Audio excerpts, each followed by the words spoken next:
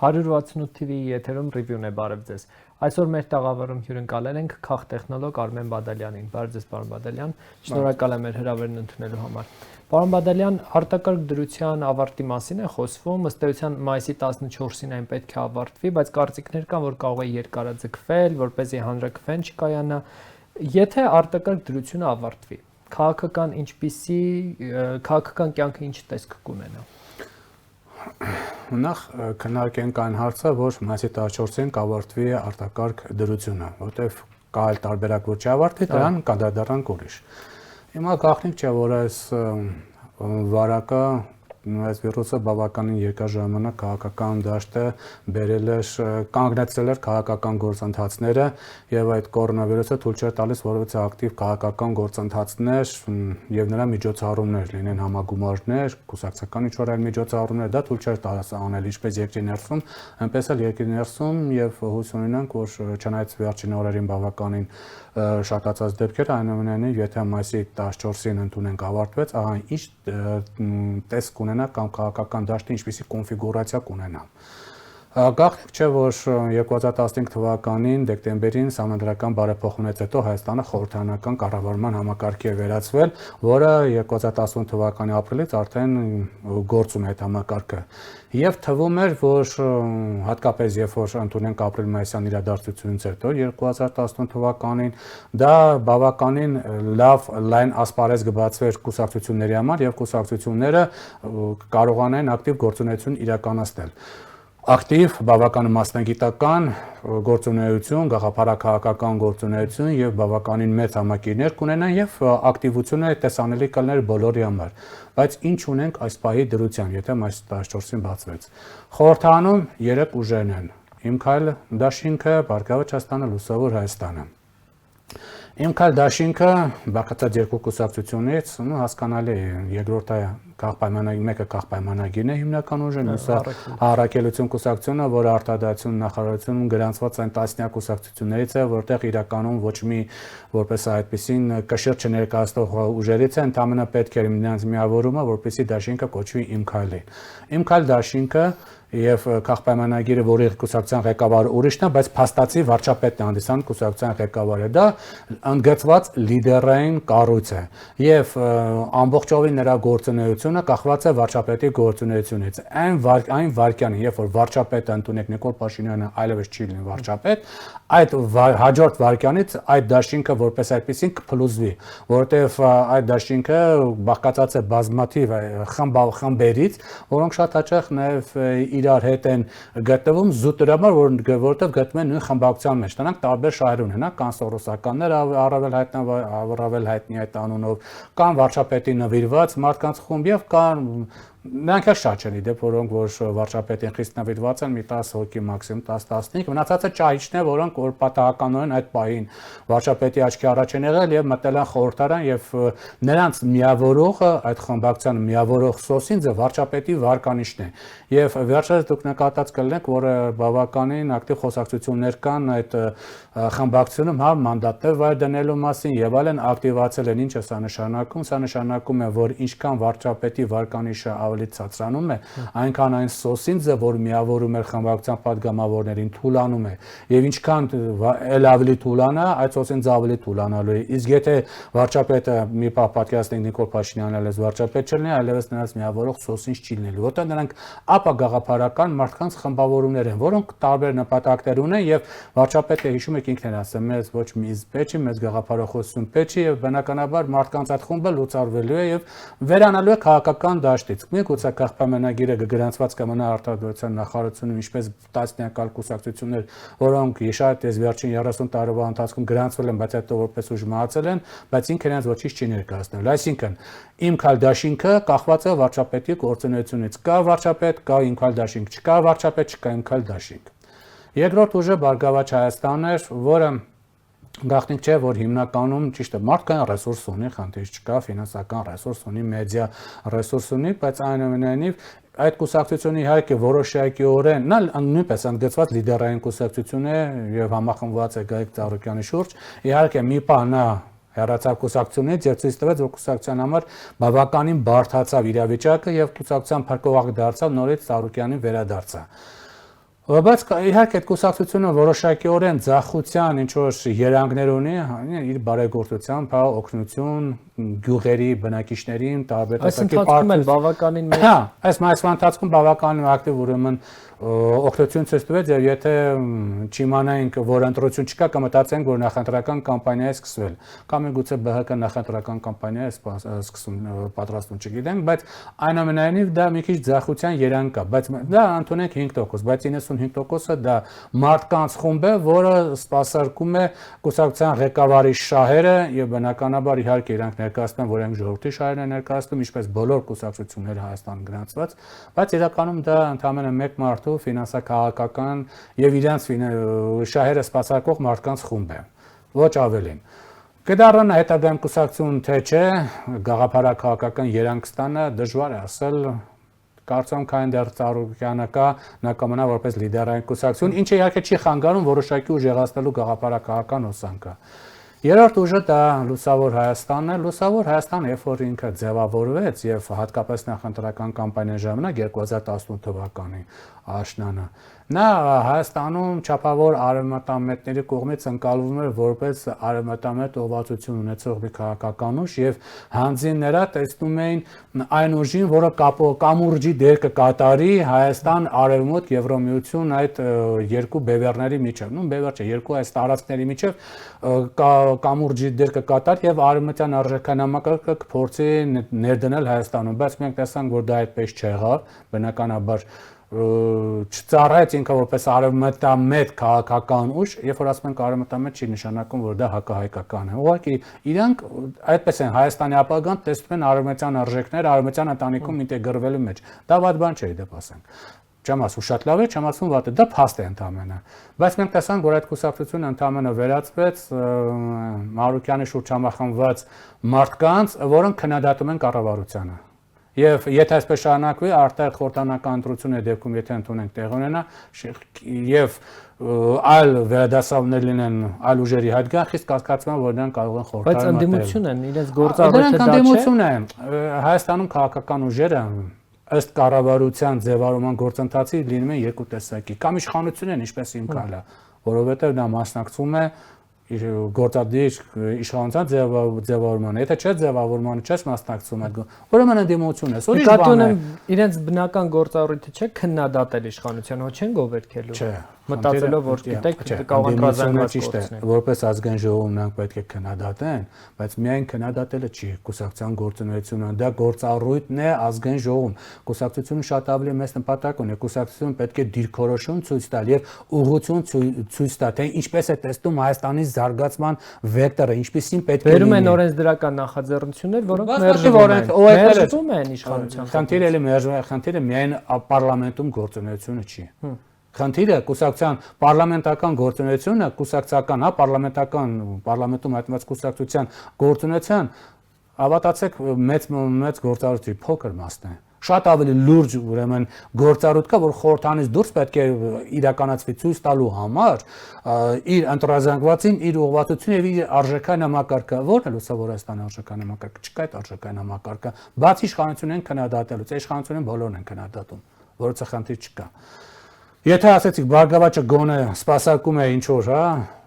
կոնկրետ մեկ մարդու քաղաքական եւ տնտեսական շահերը, Լուսավոր Հայաստանը ոչ մեկի շահը չի սպասարկում, կարևոր է իր ընտրազանգվածի շահերը չի սպասարկում։ Սա խորհրդարանական ուժերն էին։ Ինչ վերաբերում է խորհրդանից դուրս, ազդեցիկ երկու ուժ կան, որոնք 2018 թվականի ընտրություններին համատաբար ավելի 5%-ից մի քիչ դրանին հավաքել։ Դա Հանրապետական ու ՀՅԴ-ն է, մնացածները քիչ են առանցին կանդադառնանք։ Հանրապետականները իհարկե այս ընթացքում խորհրդարանական ընտրությունից հետո բավականին ժամանակ ունեն ենթարկվելու ռեբրենդինգի, նրանք փոխելով պարտադիր կուսակցության ղեկավարին, որտեղ այն կուսակցությունը, որի ղեկավարին այնուամենայնիվ 2018 թվականի ապրիլ-մայիսին 100,000-ավոր մարդիկ ուղարկի մերժել են իրանց տարբեր վարկագծերով փողոց փակելով կամ այդ կուսակցության ձայն չտալով, այնուամենայնիվ այդ կուսակցությունը այդ տվյալ կուսակցապետի ղեկավարության որպես այդպեսի նա ապագա չունի։ Չի կարողանա լավագույն դեպքում ասենք արտահայտ խորհրդարանական ընտրություններում Եթե անգամ այդ կուսակցության ղեկավարը մնա, պատկերացնենք հունիսին Հայաստանում լինելու է արտահայտ խորհրդարանական ընտրություններ, այո, այդ կուսակցություն ղեկավարի օրոքել այդ կուսակցությունը դեմ լինի, որ ձայներ կստանա, միգուցե 5%-ն հաղթահարի, բայց ոչ թե նրա համար, որտեղ նա հանրապետական է, այլ հանձինները այս պահի կարող են տեսնել, եթե ուժերի կոնֆիգուրացիան չփոխվի, կարող են տեսնել Նիկոլ Փաշինյանի կողմից ղեկավարող իմ քայլին մրցակցան, հակառակորդ, այսինքն կաշխատի, որ սան դեմ եմ, դրա համար ձայն եմ տալի հանրապետականին, դա շատ է աշխատել Հայաստանում, էլի։ Ինչ վերաբերում է ՀՅԴ-ին, ապա ՀՅԴ-ն ասենք, որ ինքը նույնպես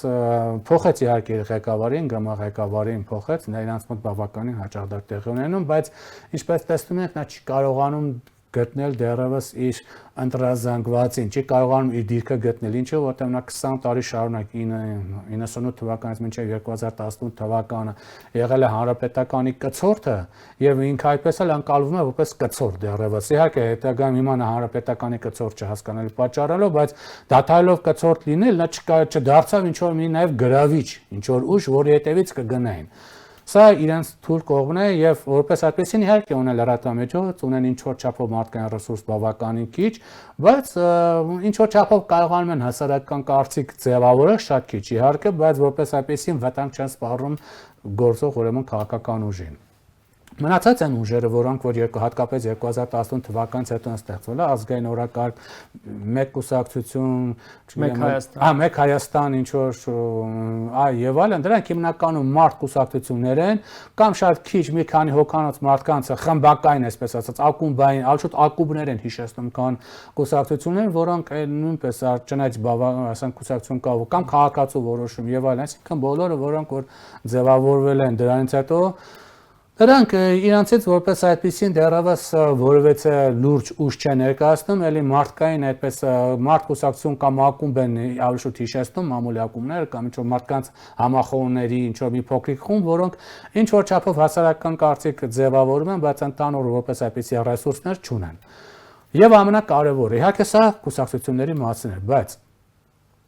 այստեղ խնդիր կա կապված նաև ԱԱԾ նախկին ուրեմն տնօրենի հետ կապված, որը հայտնել է, որ ինքը նույնպես կուսակցություն է ստեղծելու, բայց ինչու՞մ է կայանում խնդիրը քաղաքական մեր այս հիմնական էությունը քաղաքական դաշտի։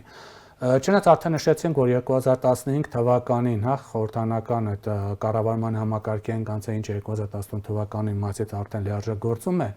բայց պահպանելով սուպեր վարչապետական այդ համակարգը, երբ որ վարչապետը պահպանեց այդ համակարգը եւ կուսակցություններն էլ փաստորեն այսպես ապագաղափարական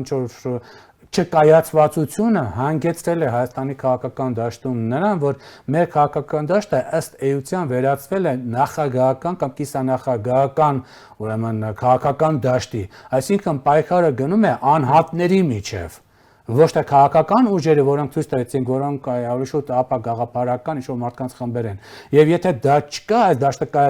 կայացված չէ, բնականաբար դրան փոխարինելի է գալի փաստացի կիսանախագահական կառավարման համակարգը, ոչ թե պետական կառավարման համակարգը, այլ քաղաքական դաշտում։ Այ դրա համար է, որ իշխանությունները տեսնում եք, որ առավել շատ զգուշանում են նախկին ԱԱԾ ղեկավարին, ինչի որովհետև ԱԱԾ նախկին ղեկավարը լինելով, ասենք, ԱԱԾ-ից դուրս եկած, ըստ իր կառավարման ընթացքում կոռուպցիայի դեմ պայքարած, ինչպես ինքն է ներկայացնում, եւ այլն ինքը անհատականություն է, ինքը քաղաքական առանձին գործիչ է եւ այս մրցապայքարում նա է, որ կարող է գրագետ աշխատելու դեպքում կարող է բավականին ակտիվորեն մրցակցել իշխող քաղաքական ուժի հետ, ավելին ոչ միայն մրցակցել, այլև հաղթելու հնարավորություն ունի վարչապետին, որտեղ վարչապետը իր կերպարն ունի, նա իր կերպարն ունի, երկուսն տարբեր կերպարներ ունեն։ Ընդհանրապես ընտրությունների ժամանակ, երբ որ քաղաքացիները գնում են ընտրելու, նրանք քվեարկում են ըստ կերպարների, ինչպեսին են պատկերացնում այս կամ այն մարդը, ինչպեսին պետք է լինի, արդյոք համապատասխանում է կերպարին։ Եթե եղավ քվեարկում են։ Այ խնդիրն է, որ պայքարը այս երկուսի միջև է տեղ ունենալու, կախված քաղաքական ուժերի քաղաքական դաշտի էությունից։ Իսկ Միքայել Մինասյանը այս օրին բավականին ակտիվ է, նոր տեսաշար է սկսել, բացահայտումներ է անում, ասում է, որ Արթուր Վանեցյանի միջոցով Նիկոլ Փաշինյանը առաջարկ է արել որոշակի գումար մուծվել եւ պարզապես չխանգարել իրենց քաղաքական գործունեությանը։ Քաղաքական դաշտում իհարկե կլեն նաև այլ գործիչներ, որոնք ասենք կարող են նման տեսակի ուրեմն ելույթներ ունենալ, իդեպ նշենք, որ Մինասյանը առաջին անգամ չէ, որ քննադատական ելույթով հանդես է գալիս, նա բավական արդեն մի տարուց ավել է կամ մի քիչ ավել, նա ուղղակի առսկզբում Facebook-յան այդ ձևաչափով էր, գրառումներ 168 ժամին, բայց նաև տեսանյութով։ Հիմա արդեն այսինքն ձևաչափն է փոխվել, բայց ինքը որպես այդպեսի նորություն չէ։ Ինքը ի վերջո քաղաքական դաշտում ինքը հայտնի է, եղել է եւ գաղտնիք չէ, որ նա ասոցացում է երրորդ նախագահ հայտնի պատճառներով։ Եվ նա իհարկե կարող է, ասենք, իրեն աջակցող լրատվամիջոցներով, իրեն աջակցող քաղաքական գործիչներով, իրեն աջակցող, չգիտեմ, հասարակական գործիչներով ինքը կարող է ինչ-որ կարծիք ձևավորել, բայց նա չի հանդիսանում այն կերպարը, որը կարող է ընտրազանգվածային խումբ գրավել, նա այդ կերպարը չունի։ Վարչապետը ունի այդ կերպարը։ ԱԾ նախկին տնօրեն այդ կերպարը ունի։ Այնպես չէ, որ մարդը աշխատում, իհարկե, կան մարդիկ, որոնք աշխատում են այդ կերպարը ձեռք բերելու վրա։ Նա ի դեպ ասեմ այդ ուղղությամբ աշխատանքներ չի տարել, կար ժամանակ, որ նա կարող էր անել։ 2018 թվականի ապրիլից հետո, հունիսին, հուլիսին, այս 2019 թվականին, այո, նա կարող էր որոշակի բավականին մեծ ընտրազանգվածային, ուրեմն դաշտ, շատ չէ, բայց ընտրազանգվածային որոշակի դաշտ, էյֆորիան ավարտվել էր 2019 թվականի մայիսին, երբ որ Աբովյանի քաղաքապետի ընտրությունների ժամանակ վարչապետի կողմից աջակցություն պաշտպանվող տեխնացուն պարտվեց Բարգավաճի կողմից աջակցող տեխնացուն։ Հիշում եք Աբովյանի քաղաքապետի ընտրությունները, վարչապետը գնաց, քարոզարշավ իրականացվեց եւ նա պարտվեց։ Այսինքն այդ ժամանակ փաստացի ֆիքսեցինք, որ այլևս վերջ, որպես այդպեսին էֆորիան ավարտվել է։ Դրա համար այդ ընթացքում Միքայել Մինասյանը կարող էր ինքը իր շուրջը գրագետ աշխատանքի դեպքում որոշակի ընտրազանգվածային խումբ բայց հիմա ավելի լավ պահ չի դրա համար։ Ինչու՞։ Որովհետև արդեն քաղաքական դաշտը փոխվեց անհատական անձերի պայքարի, իսկ անձերի պայքարի մեջ անձերի պայքարը շատ ավելի ուժեղ է, քան գաղափարական պայքարը, սա մի քիչ ուրիշ է։ Ինքը չէր կարող անձ լինել, ինքը կարող էր այսպես կուսակցության, այսինքն գաղափարակահաղական դաշինք ձևավորել, ոչ թե անհատի, այ ուղղությամբ, այսինքն քաղաքական ուղղությամբ։ Արթուր Վանեցյանը ավելի շատ կապվում է Նիկոլ Փաշինյանի հետ։ Չէ, դա չի կապվում, նա կապվում է որպես ԱԱԾ-ի հետ։ Կապ չունի, որ Նիկոլ Փաշինյանն են անարճակել, նա կապվում է որպես KGB-ի գեներալ է ընկալվում։ Այսա է խնդիրը, որ նա KGB, չասենք, ասենք ԱԱԾ ժողովրդական լեզվով KGB իհարկե հասկանանք, բայց նա ԱԱԾ գեներալ է ընկալվում։ Նա ուրիշ ձև է ընկալվում։ Կապ չունի նա Նիկոլ Փաշինյանի հետ կապ ունեցել է, թե կապ չունեցել։ Իդեպ նշենք, որ Ելցինն էլ ժամանակին կապ ուներ Գորբաչովի հետ, բայց դա ընդհանրապես չխանգարեց իրեն, որպեսզի եւ այդ կուսակցությունը փակի, որի անդամներ ինքը եւ Գորբաչովն քաղաքական դաշտից առանցնեն, այսինքն կապերը ոչ մի նշանակություն չունի, ինքը չի ընկալվում որպես Նիկոլ Փաշինյանի հետ կապված մարդ, ինքը ընկալվում է որպես ԱԱԾ-ի տնօրեն աշխատած մարդ եւ իր վարկանիշը բարձրացել է ԱԱԾ-ի տնօրենի գործունեության ընթացքում, այսինքն այդ գործունեությունը, որ ընտրազանգվածի մի ենթախմբի մոտ ի նկատմամբ առաջացել է պահանջարկ, այսա է խնդիրը։ Բայց բոլորի մոտ թարմ են դեռ հիշողություններն առայն, որ եղան գաղտնազերծումներ հայտնի ձայնագրության հետ կապված, ինչպես են կատարում Նիկոլ Փաշինյանի հրահանգները եւ ինչպես է Միքայել Մինասյանն էլ ասում է, որ Նիկոլ Փաշինյանի հրահանգով նա գնացել եւ իրեն գումար է ասել, որ գումար այո, այստեղ հիմնական քննադատությունը ուղղվեց ուրեմն Նիկոլ Փաշինյանին եւ Նիկոլ Փաշինյանը դեռևս չի պատասխանել այդ մեղադրանքին, դա ուղղարկվել է դատախազություն, իսկ եթե դա իրականության ապատասխան նշանակում է վարչապետը պաշտոնական դիրքից չարաշահում է իրականացրել, որտեղ ինքը իրավունք չուներ որևիցե մեկին իրավապահ համակարգին հրահանգելու այս գործիչի նկատմամբ քրեական գործը դատարացրեք, այն գործիչի նկատմամբ քրեական գործ արուցեք, դա պաշտոնական դիրքից չարաշահում է եւ եթե ուշադիր եղեք Միքայել Մինասյանը ընդհանրապես նշեց Արթուր Վանեցյանը որպես զուտ սուրհանդակ, բայց հիմնական մեղքը ուղղված էր Նիկոլ Փաշինյանի դեմ։ Այսինքն այս են ասում, որ քաղաքականության մեջ ընտրողները, ընտրազանգվածները քվեարկում են կամ անհատին, կամ քվեարկում են գաղափարական ուժին։ Այդ գաղափարական ուժին կարող է քվեարկել, եթե մի տարի առաջ բավական ակտիվ գործունեություն իրականացնել Միքայել Մինասյանը, չկարողացավ դա իրականացնել։ Դա համար պետք է մասնագիտական գիտելիքներ եւ բավականաչափ ֆինանսներ պետք, որպեսզի դա կարողանար իրականություն դարձնել։ Այսօր միգուցե փորձի, չեմ, բայց այսօր արդեն մի քիչ ուրիշ ձև է արդեն ընկալումները, որովհետև ընկալումներն են փոխվել, ամենակարևոր մի հարցը կա քաղաքականության մեջ ամեն ինչ իր ժամանակին պետք է լինես։ Եթե ժամանակին չես անում, դու բավականին բան ես գործում։ Հնարավոր է, որ արտակարգ դրությունը երկարաձգվի, որպեսզի սահմանադրական հանրաքվեն հետաձգվի։ Չի բացառվում, որովհետև սահմանադրական դատարանի հարցը բավականին լուրջ խնդիր է առաջացել այս իշխող քաղաքական ուժի մոտ։ Իդեպ նշենք, հա, նշում են սահմանադրական դատարանը իբրտե խանգարում է հայ իշխանությունների կողմից բերած բարեփոխումներին, միջև այս բանը դեռևս կոնկրետ օրինակ չի նշվել, թե այդ ինչ բարեփոխվում է բերել իշխանությունը եւ Հրայր Թովմասյանը, հա, եկել է եւ թույլ չի տալիս այդ բարեփոխում անցնելու։ Դեռևս ոչ մի օրինակ որպես այդպեսին չկա։ Դա բացարձակ դեմագոգիա է, որովհետև եթե դու բան չես կարող փաստացի ապացուցել, նշանակում է դու մանիպուլյացիա ես ենթարկում։ Իսկ եթե մանիպուլյացիա ես ենթարկում, նշանակում է ինչ որ իմաստ կա, անտեղ հենց ինչ որ մի խնդիր կա լուծելու, որովհետև հենց այնպես մանիպուլյացիա չեն ենթարկում։ Իսկ եթե մենք նշում ենք, որ կոնկրետ չկա որևէ օրինակ, ըստ որի իշխող քաղաքական ուժը բերել է ինչ որ մի օրենքի նախագիծ եւ դրան խանգարել է Սահմանադրական դատարանը, իր լիազորությունները չարաշահելով, բայց իշխող քաղաքական ուժը ուզում է Սահմանադրական դատարանի կազմը փոխել, ուրեմն խնդիր կա, ուրեմն այստեղ մանիպուլյացիա են անում։ Իսկ ո՞րն է մանիպուլյացիայի նպատակը։ Միգուցե մանիպուլյացիայի նպատակը այն էր, ինչ որ նշած Լավրովը, հիշում եք Ռուսաստանի արտգործնախարար Լավրովը ինչ նշեց։ Բանակցություններ են վարում թփուլային տարբերակի վերաբերյալ, ինչ է նշանակում թփուլային տարբերակ, որը նույնպես պատասխան չեղավ իշխանությունների կողմից, մեր չէ, պարտավոր էր վարչապետը բանանել պատասխանել, հա, եւ վարչապետը ազգային ժողովում ինքը նույնպես դրան չպատասխանեց, նշեց, որ իր պատասխանը ստորակետ չի ավելացել, չի պակասել եւ այլն, ընդհանրապես պետք էր ասել, որ Լավրովը ասած իրականությունը չի համապատասխանում, բայց եթե դու չես հերքում դա, ուրեմն համապատասխանում է իրականությանը։ Ուրեմն, եթե Սերգեյ Լավրովը նշում է, որ գիտեք ինչ, հա, փուլային տարբերակը, դա նշանակում է, որ հողերի մի մասը պետք է ԼՂ Արցախի մաս կազմող տարածքների մի մասը պետք է տրվի Ադրբեջանին։ Եւ վարչապետը միշտ նշում է, չէ, որ դա պետք է հավանուր Ղարաբաղի հարցի լուծումը պետք է լինի Հայաստանի, Ղարաբաղի եւ Ադրբեջանի շահերին անպատասխան։ Հայաստանը այն երկուսը դնենք մի կողմ։ Հայաստանի շահերին, այսինքն համաձայնությամբ ինչպես պետք է ժողովուրդը ինչպես պետք է ընդունի հանրաքվեով։ Այստեղ խնդիր է գալի։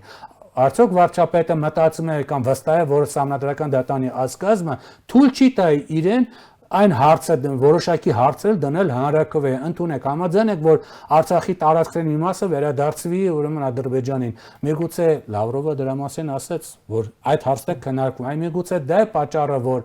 վարչապետը ուզում է Սահմանադրական դատարանի կազմը փոխել, դնել իր համար ցանկալի Սահմանադրական դատարանի կազմ, որը թույլ կտա այդ հարցը դնել հանրաքվեի։ Միգուցե դա էր հենց հիմնական պատճառը Սահմանադրական դատարանի փոխելու, ինչը վարչապետը չէր ասում, բայց Սերգեյ Լավրովը ասաց։ Արցախի հարցի հետ կապված Նիկոլ Փաշինյանը ազգային ժողովի հետաքրքիր բան է ասել, ուզում եմ մեջ բերել, թող մեզ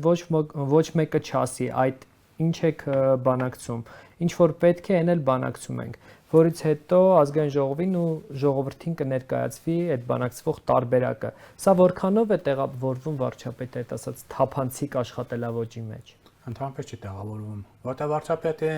միշտ արդեն ծանոթ ենք, մի ամիս առաջ ասում էր կոմունալները, մի վճարեք, հետո ասում էր գնացեք վճարեք, որտեղ կոմունալների ճգնաժամ կնես, այնքան վարչապետը միշտ մի բան ասել է, կարճ ժամանակ հետո ասել է այլ բան, ինչու իրան տվյալ պայն իրան անհրաժեշտ է եղել։ Դա համար բնականաբար կարող ենք ասել, որ դա չի համապատասխանում թափանցիկության սկզբունքին, բայց խնդիրը հենց դա է, որ ասում են մենք կբերենք, այ բերելու համիջավ այդ բերելը պետք է Սահմանադրական դատարանի կազմը փոխել։ Բայց այստեղ խնդիր կա, եթե հանում է արտակարգ դրություն դուրս է գալի, Սահմանադրական դատարանի նկատմամբ պետք է հանրաքվեն շարունակվի։ Հարց առաջ, ինչպես է շարունակելու, նախ շարունակելը մա երկու զուտ տեխնիկական պահը դնենք մի կողմ։ Խնդիրներ կա, դու պետք է ամբողջ տեղամասերը բոլորը մաքրես, հա, կլորով, հակավիրուսներով, որտեղ մարդկանց կուտակումները չպետք է լինի, հատկապես երբ որ այս համաճարակը բավականին ուրեմն տարածվում է, բնականաբար դու չես կարող մարդկանց բերել ընտրատեղամասեր, դրա համար որպեսզի դրական արդյունք լինի 1 միլիոն մարդ պետք է մասնակցի, 800,000 պետք է ասի այո։ Դու չես կարող այդքան մարդ զուտ համաճարակի պատճառով բերել։ Մարդիկ չեն գնա, որտեղ գնան վարակվեն, սա մեկ, երկրորդ, դու պետք է կոչ անես, չէ՞ որ մարդիկ գան, բայց երբ որ քո հեղինակությունը բավականին անկում է ունեցել, քո վարկանիշ անկում ունեցել, քո վարկանիշն էլ չի բավարարի այնքան, որ դու 1 միլիոն մարդու ուղարկես տեղամասեր, որից 800,000-ը պետք է կողմ քվեարկել, այսինքն դու հանրակվեն, այսպես թե այնպես, նա տապալված է։ Դրա համար հիմա պետք է մտածեն ինչ քայլով հանրակվեն, փորձեն չեղալ հայտարարել։ Այս կորոնավիրուսի ճգնաժամով պայմանավորված է, որ տապալվում է հանրակրթությունը, թե դրանից առաջ էլ նման կարծիքներ կան, որ այոն ձայներ չի հավաքել։ Այո, ասեմ, վարկանիշի անկում, որին ավելացել է կորոնավիրուսի հետ համաճարակը։ Վարկանիշի անկումը թույլ չի տալի մարդկանց 1 միլիոն մարդկանց գնալ տեղամաս, որից 850,000-ը պետք է կողմ ասել։ Ու պետք է բավական, եթե դա լիներ ընդունենք 2018 թվականի հունիսին, խնդիր չներ, 1 միլիոն մարդ կգնար 850,000-ից ավել էլ կողմ կասեին, որովհետեւ խնդիր չկար։ Եթե լիներ 2018 թվականի հունիս, հուլիս, օգոստոս, սեպտեմբեր, ընդհանուր մինչև դեկտեմբեր կարող էր, բայց անգամ կորոնավիրուսից առաջ ապրիլի 5-ին կանալիք հանրակվեն խիստ կասկածելի էր, եթե չասենք ուղղակի անհնար էր 1 միլիոն մարդու եւ 850,000 այո ապահովել։ Իսկ հիմա որին գումարվել է նաեւ կորոնավիրուսը եւ բոլորը գիտեն հատկապես տարիքով մարդիկ, որ եթե 65-ից բարձր գնացին ընտրատեղամասեր եւ անգամ գրիչով է փոխանցվելու այդ վիրուսը, բնականաբար մասնակցություն չի լինելու, իսկ դա շարունակում տապալվեց։ Իսկ տապալվելու դեպքում արդեն խնդիր է, նա ինչքան նա քննադատել է սահմանադրական դատարանին, հիմա պատկերացեք հանրակրվեն չի լինում, բա հետո Ուրեմն խնդիր չի լուծում։ Իշխանությունից եղած դժգոհություններն ինչի կարող են հանգեցնել, որովհետև տեսնում ենք, որ գնալով մեծանում է այդ դժգոհությունների ալիքը։ Իհարկե, դժգոհությունները ավելանում են, բայց այս նախորդ հարցումից նշեցին, չէ, առանձին վերցած իմ թվարկած բոլոր ուժերը, կուսակցությունները առանձին վերցած ոչ մի բան վտանգ չեն ներկայացնում իշխող քաղաքական ուժի, բայց եթե նրանք կարողանան համակարգել իրենց գործունեությունը ընդդեմ քաղաքական ուժի, ապա իշխող քաղաքական ուժի, ապա բավականին լուրջ հաջողություններ կունենան, որտեղ գիտեք, ինչ որ մի մեղու կծում, խնդիր չկա, բայց երբ որ մարդուն մի 1000 մեղու կծի, հաստատ այդ մարդը դժվար է։ Բայց հնարավոր է մարդիկ ուղղակի դուրս գան փողոց, որովհետև Նիկոլ Փաշինյանը ցույց է տվել ի վերջո այդ ճանապարհը։ Այդպես չի լինում, որտեղ անգամ վարչապետի ժամանակ մարդիկ ուղղակի փողոց դուրս չեն գալու, որպեսզի մարդիկ փողոց դուրս գան, դա պետք է կազմակերպչական ռեսուրսներ դրես։ Հենց այնպես է 5 հոգի դուրս կգան իրենց բակում կբողոքեն կամ ասենք Ախտալայում դուրս կգան պղնձմոլիբդենային կոմբինատի 100 աշխատող կամ 500 աշխատող դուրս կգա ինքատեղ կբողոքի, բայց եթե քաղաքական ղեկավարություն չլինի այդ բողոքինը կամ սոցիալական կամ քաղաքական ղեկավարություն չլինի կամ սոցիալական ղեկավարություն չլինի, այդ բողոքը չի կարող ակումուլացվել, նյութականացվել եւ ինչ որ դրական արդյունքի տալ։ Բայց Նիկոլ Փաշինյանն էլ էր, չէ՞ ասում, եթե դժգոհ եք, հեղափոխություն արեք։ Կանեն ինչ է եղել։ Խնդիր չկա, եթե դժգոհ են, իհարկե կանեն, բայց դժգոհ լինելու համար պետք է որ կարողանան դա բան է, դա կազմակերպել, որտեղ դրա համար պետք է կազմակերպչական ռեսուրս, դրա համար պետք է ֆինանսական ռեսուրս, դրա համար պետք է մասնագիտական գիտելիքներով ռեսուրս, ինտելեկտուալ այսինքն ռեսուրս, դրա համար պետք է նաև լրատվական ռեսուրս, այնպես չէ՞ որ մարդիկ ինքնաբուխ դուրս են գալի գործողություններ, մանկամ 18 թվականին, եթե դու նայեք, այդպես ինքնաբուխ չէ, դա կազմակերպված գործընթաց էր։ Ապօրինի ծագում ունեցող գույքի բռնագանձման օրենքի ուժի մեջ մտնելուց հետո ինչ խնդիրներ կարող են առաջանալ, խոսում է այսպես կապիտալի հնարավոր արտահոսքի մասին, դուք այստեղ խնդիրներ տեսնում եք եւ ինչու այս օրենքը ընդունվեց։ Դա այդ օրենքը ընդունված, որտեղ վարչապետը միշտ նշում է, չէ՞, թալանացը կոպեկ, կարկոպեկ հետ ենք բերելու եւ այլն, բայց իրականում մենք տեսանք, որ իրականում թալանացը ոչ մի կոպեկ, կարկոպեկ էլ հետ չբերեցին, անգամ ինչքան մոտ $100 միլիոն չափ գումար է հետ եկել, ինչպես տնտեսագետ փորձագետային ասում, որի կեսնակ արդեն գնացել է այդ պրեմիաներին, ապարքեվատրյալներին եւ այլն։ Հիմա չէ բերում է ապօրինի գույքի մասին, նա գիտեք ինչ, եթե ուշադրություն դարձնենք, կտեսնենք, որ Հայաստանում այդպես ինչ որ խոշոր, հա, ձեռնարկություններ եւ այլն չկան, որոնք ասես ապօրին են ձեռք բերելու, ասենք այդ օրենքը ընդունեցին, կարող են ինչ որ մի քաղաքական գործիչ, ասենք 10 տուն վերցեցին կամ 20 տուն վերցեցին։ Հիմա վերցել են հայտնի հյուրանոցներից մեկը։ Հիմա այդ հյուրանոցը, որ վերցել են, մի քանի անգամ աճուր դարեցին եւ տեսան, որ դա ոչ ոք չի գնում։ Դա ընդհանրապես տեղավորվում է, այսպես ցանկացած ժամանակ ըստ քաղաքական հայցողության կիրառելու գործիքի է վերածվելու։ Ամեն մարդու նկատմամբ կարող են ինչ որ երբ որ անհրաժեշտ լինի այդ գործիքը կիրառել, բայց եթե հույս ունեն որ դրանով ինչ որ նախքին խոշոր գործարաններին կարող են ինչ որ վտանգ սպառնել, չէ, որովհետև կապիտալը նրանք վաղուց տեղափոխել են արտասահման եւ շատ դեպքերում այստեղ իրենց գույքը ընդամենը շատ դեպքերում վարձակալված է կամ այնպեսի գույքա որ վերցնես, հետո ես դու խնդրեմ ունենալու։ Նիկոլ Փաշինյանը հրաժարվել է պատասխանել լրագրողների հարցերին ազգային ժողովում, թե ինչ են քննարկել Լուսավոր Հայաստան խմբակցության ղեկավարի հետ հանդիպման ժամանակ բավարարվելով սուրճ էինք խմում պարզաբանմամբ։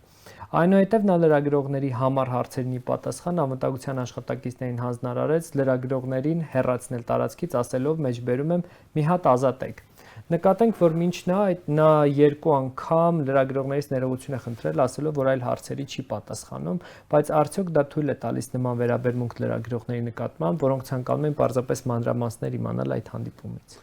Ոչ թույլ չի տալիս հատկապես այն դեպքում, երբ որ նման գործողություն իրականացնում է նախկին լրագրողը, չմոռանանք, որ նախկին լրագրողը գոնե կորպորատիվ շահերի ձելնելով իր նախկին գործընկերներին պետք է մի քիչ ավելի կոռեկտ արտահայտվեր, բայց վարչապետը այդպես է գտել դա իր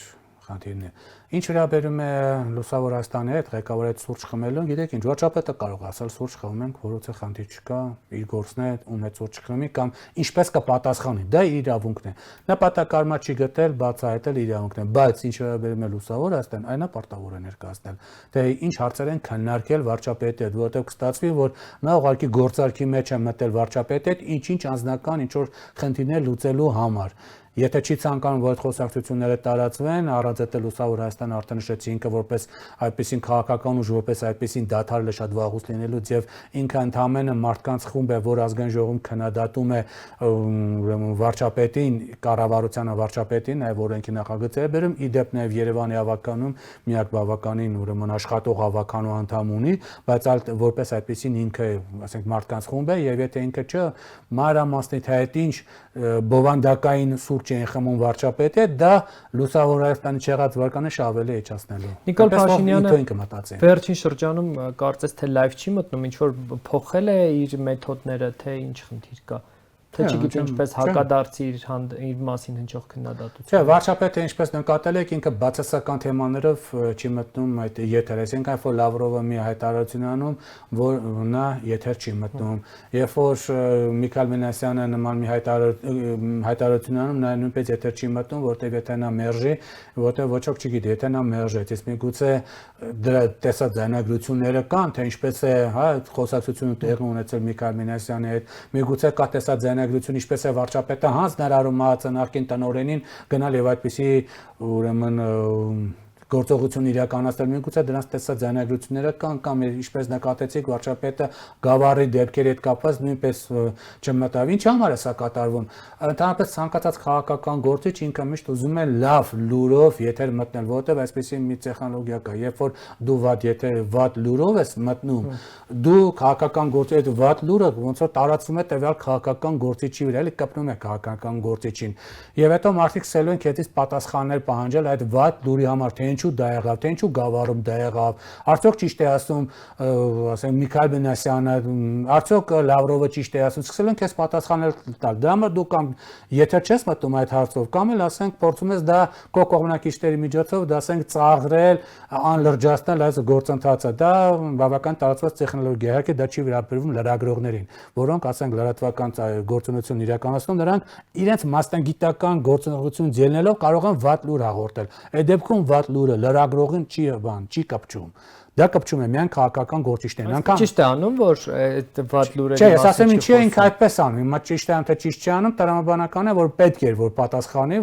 այդ 3 հարցին, թե ինչու է Լավրովը ճիշտ է ասում, թե ճիշտ չի ասում, գավառի դեպքերը ինչու եղան, եւ արդյոք ճիշտ է ասում Միքայել Մինասյանը, թե ճիշտ չի ասում։ Նա պարտավոր է դա պատասխան տալ, եթե նա ասում է, որ թափանցիկ է աշխատում եւ այլն։ Բայց ինչպես տեսնում եք, նրան զրկում են նրա, այսպես ինքը իրեն զրկում է այդ պատասխանի հնարավորությունից։ Եվ եթե դա շարունակվի, դա մենք տեսնում ենք արդեն փաստը կա որ նա չի պատասխանել, եթե նա ուրիշ հարցով եթեր մտնի արդեն լայվով, հա, Facebook-յան այդ ուղի եթերը, ապա կասեն, տեսեք, այն դժվար հարցերից փախչում է, իսկ հեշտ հարցերին պատասխանում է, սա ավելի է իր վարկանիշը գցում։ Եթե ասեմ։ Շնորհակալ եմ զրույցի համար։ Խնդրեմ։ 168 TV-ի եթերում ռիվյուներ, հետևեք մեր հետագա թողարկումներին։